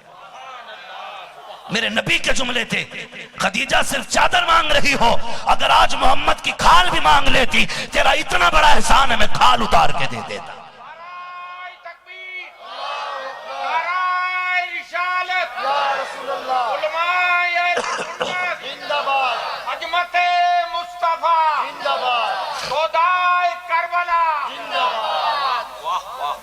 खाल भी देती ना मांगती, मैं उतार के दे देता। अभी चादर पे हाथ आया, इतने में जिब्रील आ गए। महबूब खदीजा को चादर ना दे। कहा क्यों? कहा भी ने आपकी चादर की जरूरत नहीं, रब ने इनकी कब्र में रहमतों की चादरों का पहले इंतजाम फरमा दिया है। रब ने आपकी खदीजा के लिए चादर का इंतजाम कब्र में पहले फरमा दिया है। आ देख ढोल बजा करके हुसैनी बनने वाले, दीन ऐसे ही नहीं फैला। मेरा नबी हज़रत खदीजा को दफन करने की बारी आई ना तो मक्के वाले दफन नहीं होने दे रहे। आज मर जाए ना बड़े से बड़ा शराबी भी, तब भी सैकड़ों लोग दफन में हो जाते हैं। वो दौर भी इस्लाम ने देखा। खदीजा जैसी खातून जिसके बारे में मेरे नबी कहते थे, लोगों कुल कायनात पे इस्लाम का एहसान है और खदीजा वो है जिसने इस्लाम पे एहसान किया है। हजरत खदीजतुल कुबरा को मेरे नबी मोहसिना इस्लाम कहा करते थे। खदीजा वो है जिसका इस्लाम पे एहसान है, ये मेरे नबी फरमाया करते थे। आज उसे कब्र की जगह नहीं मिल रही है। जिसने इस्लाम को मजबूती दी, आज उसे दफन करने की जगह नहीं मिल रही है। फिर आखिरकार आपको एक कब्रिस्तान में दफन कर दिया गया, एक जगह पे आपको दफन किया गया। हजरत खदीजतुल कुबरा का दफन हो गया। हुजूर जब रात को शाम को लौटे ना, तो खातून जन्नत दौड़ के आ गई। बच्ची थी, अब्बा अम्मी कहाँ है? ये जुमले मेरे नबी की जिंदगी के सबसे दर्दनाक जुमले खातून जन्नत के थे। मेरी अम्मी कहाँ है? हुजूर ने सीने से लगाया और सीने से लगा के कहा, फातिमा वो रब के पास चली गई हैं, रब के पास चली गई हैं। माओ के बाद बच्चे संभाले नहीं जाते। किसी घर से एक जनाजा उठ जाए, पूरा रिश्तेदार ताकत लगा देता, माँ संभालो। कोई कहता बेटी को तसल्ली दो, कोई कहता बेटे को रोटी खिलाओ, कोई कहता उसको बहला के खाना खिलाओ। आज मेरे नबी के घर में फातिमा को कोई तसल्ली देने वाला नहीं। बाप की राह में बैठी हैं, हुजूर आ गए, लिपट गई। अब्बा अम्मी किधर छोड़ आए? वो आज पहली रात खातून जन्नत की थी जो मां के बगैर गुजर रही है। ऐसी जिंदगी में कभी रात नहीं आई थी। पूरी रात सरकार के बाजू पे सर रख के खातून जन्नत सोती रही। रातों को उठ उठ के आवाज देती, मेरा नबी भी रोता था, बेटी भी रोती है। और याद रखिएगा, ये वो दौर नबुव्वत का था कि जिस साल हुजूर की ज़ौजा का इंतकाल हुआ, उसी साल मेरे हुजूर के चचा का इंतकाल भी हुआ। इतने गमों के पहाड़ मुस्तफा पे टूटे, क्या कहे करीम ने इस पूरे साल का नाम ही आमुल हुज़्न रख दिया। गम का साल, गम का साल इसका नाम रखा गया है। फिर वो कुर्बानियां देखें। हजरत खदीजतुल कुबरा ने जाते जाते खातून जन्नत से वादे लिए थे, फातिमा मेरे बाद बाप को कभी दुख ना होने देना। ये आया करे ना बेटी, तो तुम्हारे बाप जब आते तो मैं यूं करती हूं, मैं यूं करती हूं। बेटी सुन, जब आया करें तो दरवाजे पे खड़ी हो जाया करना। इनको आने के बाद कहीं मेरे न होने का एहसास ना हो। फिर खातून जन्नत ने वो करके दिखाया। नबुव्वत की जिस जिम्मेदारी को 25 साल खदीजा उठाती रही है, उसके बाद पूरी जिंदगी नबुव्वत की जिम्मेदारी फातिमा ज़हरा उठाती रही। हल्के में लेते लोग, बात करते हैं फातिमा का जिक्र क्यों? जानते हो, कुल कायनात को संवारने के लिए मेरा नबी आया है। कुल कायनात को संवारने के लिए मेरा नबी आया, और सारी कायनात के दुख बांटने के लिए मेरा नबी है। और मेरे नबी को संभालने के लिए खदीजतुल कुबरा है। आका फरमाया करते थे, आयशा तुझे क्या पता मेरी खदीजा किस दुख की साथी थी। फतह मक्का हुआ, सहाबा कहते आका आज कहां रात गुजरेगी? सरकार बड़े बड़े अमीर राहों में खड़े। फरमाया ना, आज मेरा खैमा खदीजा की कब्र के पास लगाया जाए। हुजूर क्यों? हुजूर क्यों? आज अपनी रात हम खदीजा के साथ गुजारेंगे। अगर ये मोहब्बत शोहरों में पैदा हो जाए ना, खुदा की कसम घर जन्नत बन जाएंगे। अगर ये रिश्ते हुजूर के तरीके पे चलने लगे तो हर घर में जन्नत की खुशबू आने लग जाएगी। आका कब्र के पास, फरमाया तुम नहीं जानते हो, आज मोहम्मद फतह करके मक्के में आया है। और इसी मक्के में जब दुख उठा के आता था ना, तो मेरी खदीजा दौड़ के आके कहती थी, आंसू पोंछ के कहती, दुख न कर, मैं तेरे साथ खड़ी हूं। का पूरे मक्के का जुल्म एक तरफ होता था, मेरे खदीजा के दो जुमले एक तरफ होते थे। आका आप अकेले नहीं है, हर कदम पे तेरी खदीजा तेरे साथ है। आका कहते हैं खदीजा इतना कहती थी, सफर का दुख लोगों के सितम की शिकायत लम्हों में खत्म हो जाया करती। उस जात को खदीजा कहा जाता है, और उस खदीजा ने पाला है फातिमा को, जिसने संभाला है मुस्तफा को, उस खदीजा ने पाला है फातिमा को। सोच, बड़े मदरसे में बंदा पढ़ ले तो लोग बात करते हैं काबिल हो गया है, मुल्क में बाहर जाके तालीम हासिल कर दे, कहते हैं विदेश का पढ़ा हुआ के। अगर 18 साल कोई यूनिवर्सिटी 3 घंटे 5 घंटे 6 घंटे पढ़ा करके इंसानियत का मैयार बुलंद कर सकती है, तो जिस बेटी की परवरिश खदीजतुल कुबरा ने की होगी, उस बेटी के किरदार का अंदाजा कौन लगा सकता है? कैसे पाली गई फातिमा ज़हरा जानते हो? एक दिन खदीजतुल कुबरा ने ना कहीं जाना था, हजरत खातून जन्नत को सोने का हार पहना दिया। बाहर निकली, आई तो गले में था ही नहीं, आई थी तो गले में था ही नहीं। अम्मी ने कहा बेटी मैंने हार दिया था, क्या बना? कहा अम्मी मैंने एक लड़की को रोटी के लिए रोते देखा। मैंने कहा हार के बगैर तो गुजारा हो जाएगा, रोटी के बगैर इसका गुजारा नहीं होगा। अम्मी मैंने उतार के उस गरीब बच्ची के हवाले कर दिया। मैंने कहा यजीदियो तुम्हें क्या पता है, ये सखावत करबला में नहीं, ये सखावत तो मक्के से चली आ रही है ना। वो कहा था किसी ने, खुद नहीं खाते हैं गैरों को खिला देते हैं। कैसे होते हैं मोहम्मद के घराने वाले, कैसे होते हैं मोहम्मद के घराने वाले। ये खातून जन्नत की परवरिश। और जानते हो फिर पूरी जिंदगी हुजूर के साथ खातून जन्नत की रही, पूरी जिंदगी कटी। पूरी जिंदगी बाप से कभी कोई फरमाइश नहीं की, कभी कोई फरमाइश नहीं की, सब्र के साथ पूरी जिंदगी कट गई, पूरी जिंदगी सब्र के साथ। और फरमाया गया लोगों, किसी ने उम्मुल मोमिनीन हजरत आयशा सिद्दीक़ा रज़ी अल्लाह तआला अन्हा से कहा था कि हुजूर के बाद अगर जी चाहे कि हुजूर के किरदार को देखें तो वो कौन है जिसका किरदार हुजूर से सबसे ज्यादा मिलता है? तो उन्होंने खातून जन्नत की माथे को चूम के कहा था अगर कोई ये देखना चाहता है जमीन पे हुजूर के बाद उनका सबसे ज्यादा मुशाबे कौन है, फरमाया फिर आके उनकी फातिमा को देख लिया करें। किरदार, गुफ्तार, अखलाक, सखावत, इल्म, हर चीज में अगर कोई मुस्तफा के मुशाबे है तो उनकी बेटी फातिमा ज़हरा रज़ी अल्लाह तआला अन्हा। ये खातून जन्नत की जात है, ये खातून जन्नत की जात है, ये सैयदा कायनात की जात है। पूरी जिंदगी हुजूर के साथ काटी, कभी जिंदगी में कोई शिकवा नहीं, कोई ख्वाहिश नहीं, कोई सवाल नहीं। फाके भी हुए मगर आके करीम की बेटी ने कभी शिकवा नहीं किया। जानते हो बेटियां बड़ी अहम होती हैं, बड़ी अहम होती हैं।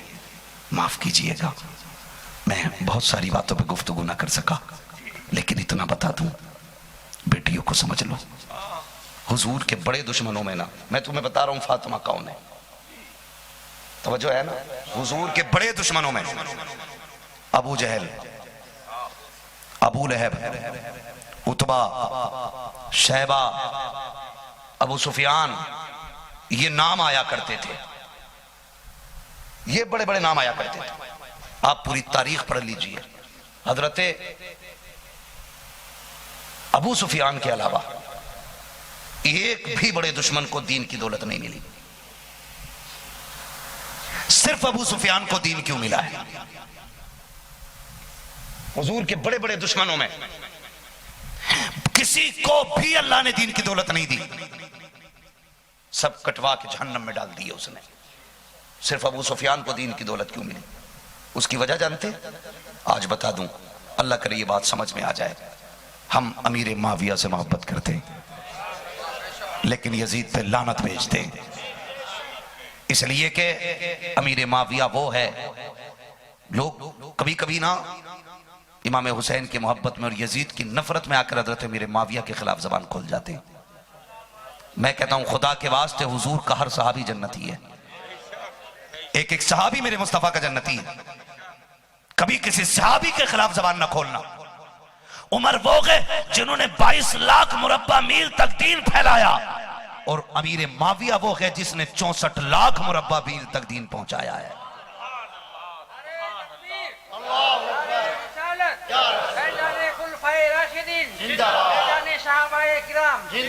है तवज्जो सारे लोगों की? हम यजीद पे लानत भेजते हैं और अमीर माविया पे खुदा की रहमत भेजते हैं, इसलिए कि ये वो हैं जिनके लिए झोली फैला फैला के मेरे नबी ने दुआएं मांगी थी। कातिबे वगी है अमीर माविया। कौन अमीर माविया? लोग बिला वजह का जहर घोलते हैं। हजरत अमीर माविया जब दमिश्क में आप मसनदे हुकूमत पर बैठे तो इमाम हुसैन की आप जिंदगी देखें, डायरेक्ट जवान होकर के करबला नहीं आए हुसैन। पढ़ो हुसैन को, हुसैन वो है जिसने 25 साल सुफ़ा के चबूतरे पे बैठ करके लोगों को हुजूर की हदीसें पढ़ाई। 25 साल दर से हदीस दिया गया। हुजूर ने जिसके बारे में फरमाया क्या बोलते हैं, रियाजुल जन्ना, जिसको सुफ़ा कहा जाता है, रियाजुल जन्ना, जिसके बारे में मेरे नबी ने फरमाया मेरे कब्र और मेरे रोजे के बीच की जगह जितनी भी है ये सारी जन्नत की क्यारी है। 25 साल उस जमीन पे बैठ के हुसैन हुजूर की हदीस पढ़ाते रहे। सुभान अल्लाह। तस्बीह पहनने वाला कलंदर नहीं था मेरा हुसैन। 12 अंगूठी पहन करके बाल लंबे करने वाला नहीं था हुसैन। हुसैन उस मुहद्दिस को कहते हैं जो मस्जिद नबवी में बैठ करके 25 साल तक लोगों के सीने में हुजूर की हदीसें उतारता रहा। और अमीर माविया कौन है? अमीर माविया अपने तख्त पे बैठे और बैठे बैठे बुलाया खादिम को, कहने लगे सुना है हज करने जा रहे हो? कहा हाँ। कहा फिर तो मदीने भी जाओगे? कहा हाँ, हुजूर की ज़ियारत करने जाऊंगा। सहाबा का भी यही अकीदा था, ताबईन का भी यही अकीदा था। वो रोजे पे वो सिर्फ गुंबद का नाम नहीं लेते थे, कहते थे हुजूर को देखने जाना है। मेरे नबी ने फरमाया मंजारा कब्री वजबत लहू शफाअती, जिसने मेरे रोजे की ज़ियारत कर ली, मेरी कब्र देख ली, उसके लिए मेरी शफाअत वाजिब हो गई है। ये मेरा नबी कह रहा है। वो कह रहे हैं, अमीर माविया कह रहे हैं जाओगे क्या मदीने? कहा हुजूर को भी देखने जाना है। कहा फिर जाओ ना तो देखना मस्जिद नबवी में पहुंचोगे, वो जो रियाजुल जन्ना है वहां एक नूरानी चेहरे वाला होगा, वो दोजानू बैठा होगा, उसके आगे इल्म के प्यासे अपनी प्यास बुझा रहे होंगे। उसके पास जाना, पहले दोजानू बैठना, गर्दन झुकाना, फिर अदब से कहना अमीर माविया के लिए दुआ कर दें कि अल्लाह अमीर माविया का खात्मा ईमान पे कर दे, अमीर माविया का खात्मा ईमान पे कर दे। उसने कहा कौन है? कहा उस जात को हुसैन कहा जाता है। ये हजरत अमीर माविया है। कहने उनसे जाके कहना कि अमीर माविया के लिए मगफिरत की दुआ कर दें और कह दें कि अल्लाह खात्मा ईमान पे फरमा दे। तो उसने कहा हुजूर आप अमीरुल मोमिनीन हैं, बादशाह वक्त है, एक मस्जिद में पढ़ाने वाले से मगफिरत की दुआ करा रखे हैं। कहा चुप हो जा, तू नहीं जानता कि मैंने उस शहजादे को मोहम्मद के सीने पे लेटा हुआ देखा है।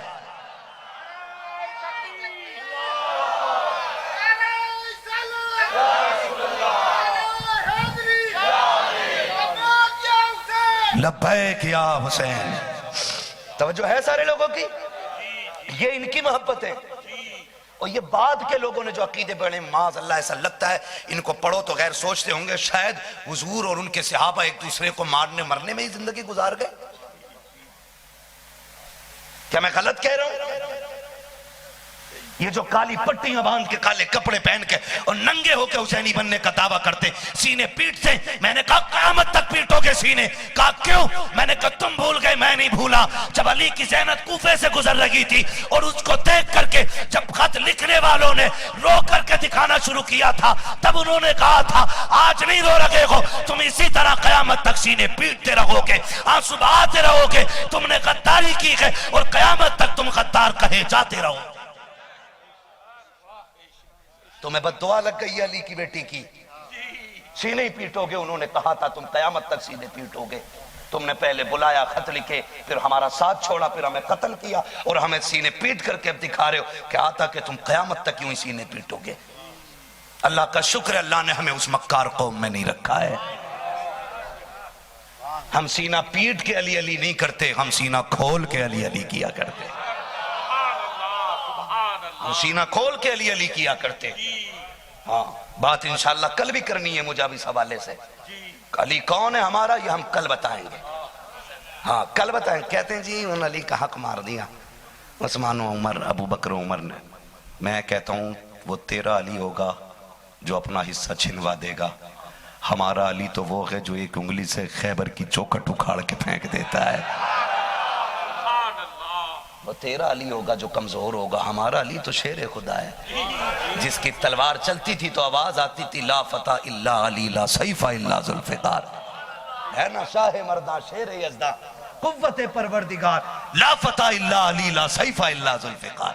है ना ये बातें गड़ गड़ के बताई जाती। हुजूर के सहाबा को लड़ाया जाता, माज़अल्लाह सहाबा को लड़ाया जाता। माफ कीजिएगा आज 5 मिनट ज्यादा हो गए। अल्लाह आपको सलामत रखे। जिस मोहब्बतों से आपने सुना है, खुदा करे कि ये मोहब्बतें कायम रहे। बारिश गिरती रही, आप सुनते रहे, गोया बता दिया ना हम करबला में पानी की वजह से डरे थे, ना हम इस जमीन पे बारिश की वजह से डर रहे हैं। ठीक है ना, खुदा आपको सलामत रखे। फरमाया गया इन्न दीन इंदल्लाहिल इस्लाम, अल्लाह के नज़दीक पसंदीदा दीन इस्लाम है। शुक्र है अल्लाह ने हमें मुसलमान बनाया है और हुजूर का उम्मती बनाया है, साथ में सुन्नी बरेलवी बनाया है। और सुन्नी बरेलवियों का एक नारा है, एक नारा है। सारे बरेलवी है ना?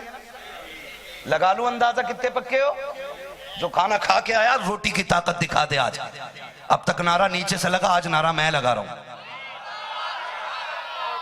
लगा दूं नारा? मिलेगा जवाब। इश्क मोहब्बत, इश्क मोहब्बत, इश्क मोहब्बत, इश्क मोहब्बत, बस्ती बस्ती करिया करिया। शुक्र है इधर थोड़े कच्चे लोग बैठे, अल्लाह उनको ईमान में पुख्तगी अता फरमा दे। और ये मेरे सामने जितने बैठे सारी शेर बैठे, एक एक हाथ उठ गया। या अल्लाह जिसने बरेली वाले के नाम पे हाथ उठा दिए हैं उसको मदीने वाले के दर की हाजिरी नसीब फरमा देना। इन्न दीन इंदल्लाहिल इस्लाम। और हम बरेलवियों का एक ही तराना रहता है, नात खानी मौत भी हमसे छुड़ा सकती नहीं। कब्र में भी मुस्तफ़ा के गीत गाते जाएंगे। जितने भी हमारे मुअज़्ज़ज़ मेहमान बाहर से तशरीफ लाए, हमारे जितने भी मुअज़्ज़ज़ अहबाब दूर से आए हैं, सादात इकराम आए हैं, हम सब के शुक्रगुजार हैं। और इन मुसाफिरों से कहेंगे कि इस मुसाफिर के लिए भी दुआ करते जाना।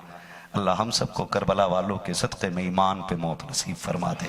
बस जो हुए गलत उनको माफ़ फरमाए रब्बे कायनात। जिंदगी ने दिया साथ, फिर होगी मुलाकात। चमन रहा फूल खिलेंगे, जिंदगी रही फिर मिलेंगे। मुसाफिर हैं हम भी, मुसाफिर हो तुम भी, किसी मोड़ पर फिर मुलाकात होगी। फ़कीरान आए सदा कर चले, सदा खुश रहो ये दुआ कर चले। सारे लोग कलमा शरीफ पढ़ लीजिए, ला इलाहा इल्लल्लाहु मुहम्मदुर रसूलुल्लाह अस्तगफिरुल्लाह रब्बी मिन कुल्ली ज़ंबिन व अतूबु इलैहि व मा अलैना इल्लल बलाग। अस्सलामु अलैकुम व रहमतुल्लाहि व बरकातुहू।